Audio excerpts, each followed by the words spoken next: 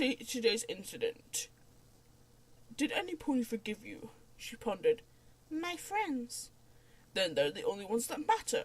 For me, that was your mother, and that is what saved me from losing complete control. Your powers are special, my dear, but never lose sight of what is really important. Understand? She did not understand completely, but she nodded anyway. Good, her father smiled. Now let's get you back to bed, shall we? Oh, frig! God damn it! I'm not dead. I know it sounded like I was making a really bad sound of dying, but I wasn't dead. I'm not dead, I'm fine. Because there's something coming up and I'm gonna have to friggin' do it, and I'm gonna try voice as well. Blah, help me. You know what? When I said that, for a minute I stopped waiting for somebody to just crash through the window. Jetpire, why aren't you crashing through my window to save me from this fate? You live in Wales, you don't live that far. I probably shouldn't tell everyone where you live. Was it Wales? I can't remember now. Oh well, I didn't give the exact place. I don't even know the exact place. Wales is really big. No one's gonna find you. Maybe. Possibly. Sorry, I shouldn't speak your location. But then again, does it really matter? How is anyone gonna find you in freaking, big places? It's like saying, oh, this person lives in Russia. Yeah! Good luck finding that person.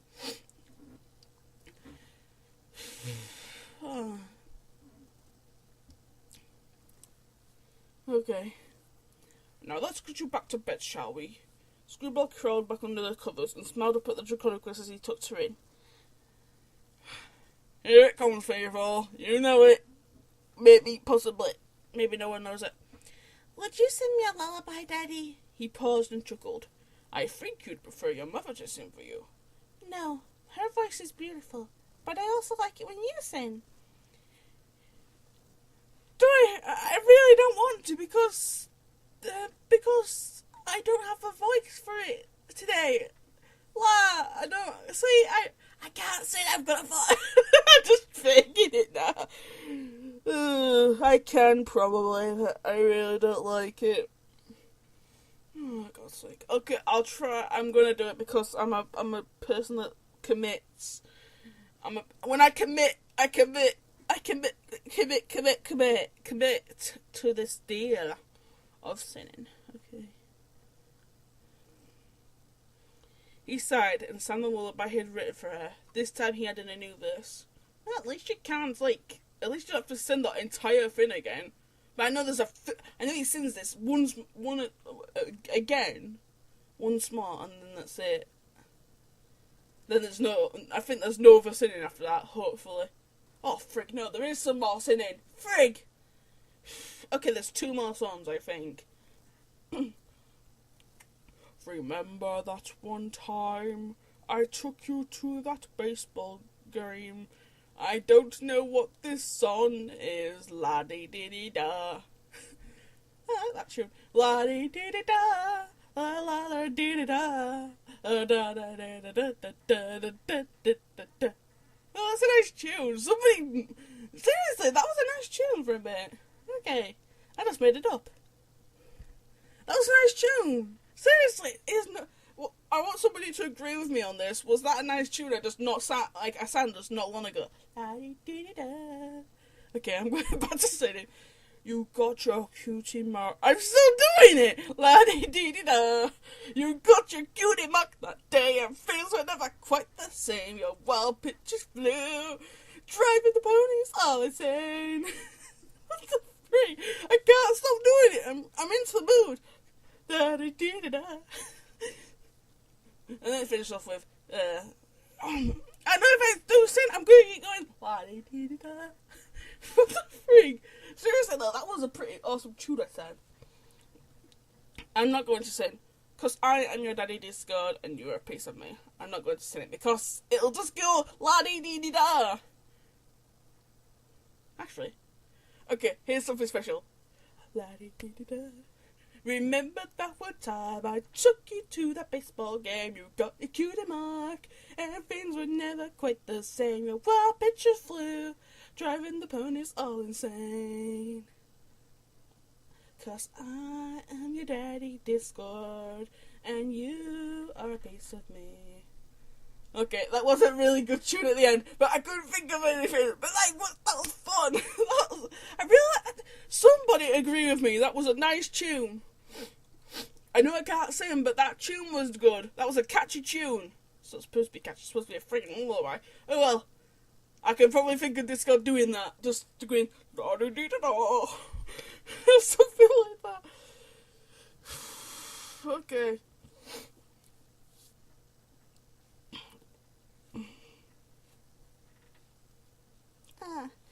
It was a subtle reminder of how special she was to him.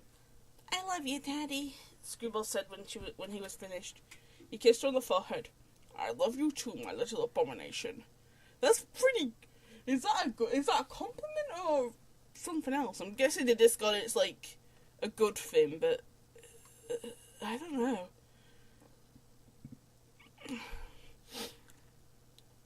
When Screwball awoke, it was nearly dawn.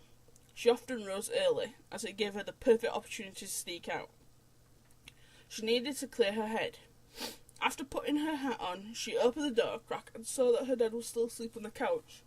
She floated into the air and slowly made her way to the front door. Seeing that she had not stirred her father, Screwball transported outside of the colourful castle and crossed the bridge into the Everfree Forest. Teleporting was harder than it looked. At her current age, the filly could travel no further than a few feet. Even that would leave her slightly dizzy. This is why she ran the rest of the way. She came upon a brown lake, one she had found a few years ago. The first time she had snuck out, the water had not been brown then.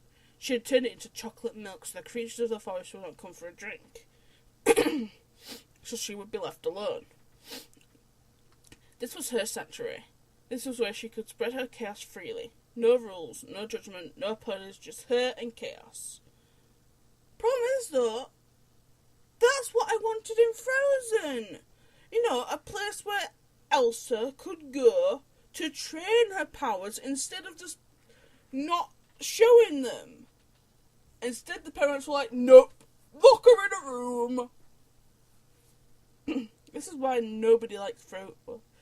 Okay, most of the people liked Frozen, but I didn't like Frozen for a few reasons. But I'm not saying so because people don't like it when people... Okay. So this is where it's gonna be. There's gonna be like a fun little change in the fan. Well, not a change in the fan fiction story, but like an addition into this fan fiction reading. Miles away in a forest, much darker and more sinister than the Everfree Forest, Queen Chrysalis was sitting on her throne, plotting her next move. One of her servants approached cautiously. Your Majesty," he whimpered with a bow. "The prince is here to see you." "Oh, yes. I don't think I could do Queen Chrysalis. I'll do it. Should I just do a rarity?" "Oh, yes," the Queen muttered. "Let him come forth." The changeling who approached was slightly different from the others. While he had a sleek black body with a green beetle's back, translucent wings and deformed legs, he had blue hair flowing down to his shoulders and green eyes with black pupils. He was quite young, a foal at that, a small male version of the Queen. "Ah, my son," she said with pride. She stepped down from her throne to inspect his growth. She lifted his chin so that he may look into her eyes. "Today is the day you go on your first hunt. If you are ever to one day rule as king, then you must be able to find food for your subjects. Are you ready, my dear?" The prince straightened up and held his head high. "I am ready, mother. Show me, what is the first rule of hunts? Do not get caught. And the second rule? Make sure the pony you change into is not around. And our motto, love is weakness for the victim, but strength for us." "Excellent. Now, since you are still young, I suggest you keep your target simple, perhaps a young foal of some sort, and steer clear of Canterlot. They're always on the lookout for suspicious characters. And don't return until you've had your fill. Go, my son. Make your mother proud. The prince nodded and took to the skies. He had not left the Changeling forest without an escort before, and was not familiar with the outside world. He gawked at the greenness of it all. He imagined what it would be like to roll in that soft grass. He shook these thoughts out of his mind. He had a job to do. Okay, so, after editing, the voices are going to sound like a changeling, hopefully, if I get this right. So, I just want a comment saying, do you want this, do you like this change, or do you want it to just be voices? Either way will be fine with me.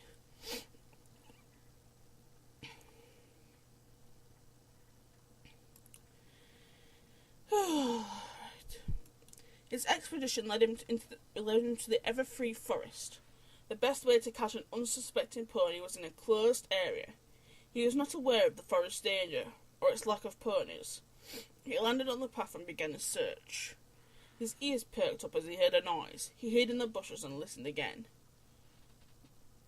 It was soft. It was haunting. It was the most beautiful thing he had ever heard. The sound guided him to a clearing. He gulped at the sight. Where trees should have been, there were enormous candy canes with slightly less enormous gumdrops surrounding them. The ground was pink with orange and green polka-dotted toadstools, and swirly lollipops growing up from it. What sort of place was this? The prince jumped as something emerged from the muddy lake. It was a filly, looking about his age, wearing a mask and snorkel. The brown water dripped from her curly purple and white mane and pink fur. As she started humming, the prince realised that beautiful melody had been coming from her. The filly sighed. Snorkeling can get boring. A small dinghy appeared beneath her. A newspaper hat atop her head. The prince was astounded, swearing that he had not seen her horn. Sailing, however, she said.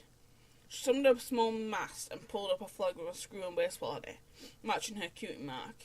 Then she made an eye patch appear over her eye. Ah! She cried. Ahoy, mateys! Next stop, Philadelphia, where we shall rob them of their gold, their jewels, and their cream cheese. The prince stifled a chuckle. This flea was quite amusing. Yo ho ho, a pirate's life for me, she sang.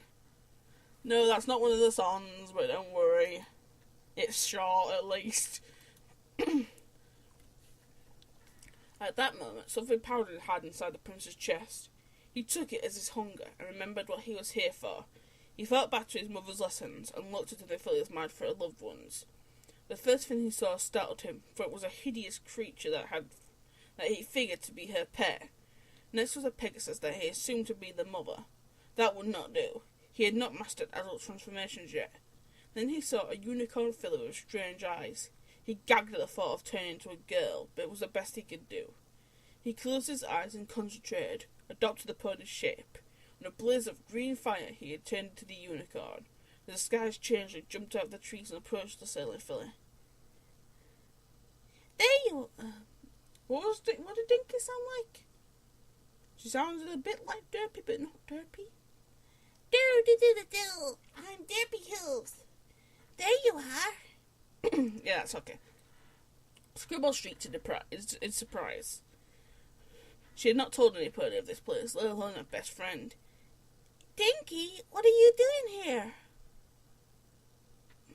The prince gasped as the filly floated to shore, changing her paper hat into a propeller one.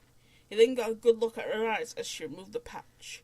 They were unlike anything he had ever seen before, and he could get lost in those hypnotic spirals. Dinky? He stepped... Oh, right. Dinky? He snapped out of his trance, remembering he was disguised as the unicorn filly. Dinky, was it?